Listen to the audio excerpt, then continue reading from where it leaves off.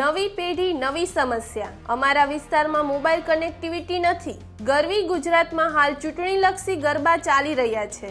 ગરબામાં ડીજેના તાલે ઝૂમનારા નવી સૈયારા પેઢીના મતદારો આ ચૂંટણીમાં મતદાન કરશે। ચૂંટણીઓ સ્થાનિક સ્વરાજ્યની સંસ્થાઓ જેમ કે મહાનગરપાલિકા, નગરપાલિકાની છે, તેથી તેના પ્રશ્નો પણ સ્થાનિક જ હોવા જોઈએ, જેમ કે નળ, ગટર, પાણી, રસ્તા અને સાફ સફાઈ। પરંતુ નવી પેઢીના મોબાઈલ યુગના મતદારો નવાઈ પમાડે તેમ ચૂંટણીના મુદ્દામાં નવું લઈ આવ્યા છે, જેમ કે અમારા વિસ્તારમાં મોબાઈલ કનેક્ટિવિટીનો પ્રશ્ન છે તે ઉકેલો તો જ વોટ મળશે।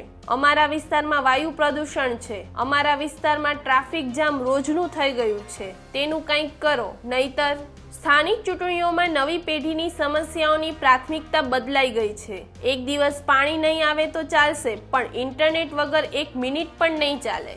અમારા કનેક્ટિવિટીનું કંઈક કરો એવા રસપ્રદ તારણો એક મીડિયા દ્વારા હાથ ધરાયેલા સર્વેમાં જોવા મળ્યા છે।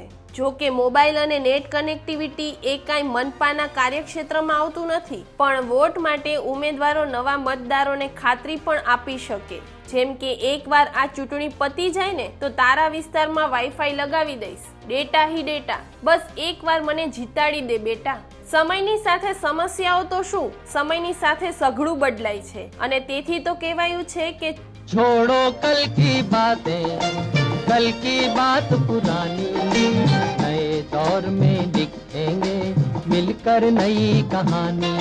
હમ અમદાવાદી ની જેમ 21મી સદીમાં સ્થાનિક ચૂંટણીમાં નળ, ગટર, રસ્તા અને પાણીના બદલે નેટ કનેક્ટિવિટી સહિતની નવી સમસ્યાની રજૂઆત બતાવે છે કે सूरज न बदला, चांद न बदला, ना बदला रे आसमान, कितना बदल गया इंसान, कितना बदल गया इंसान। ધન્યવાદ।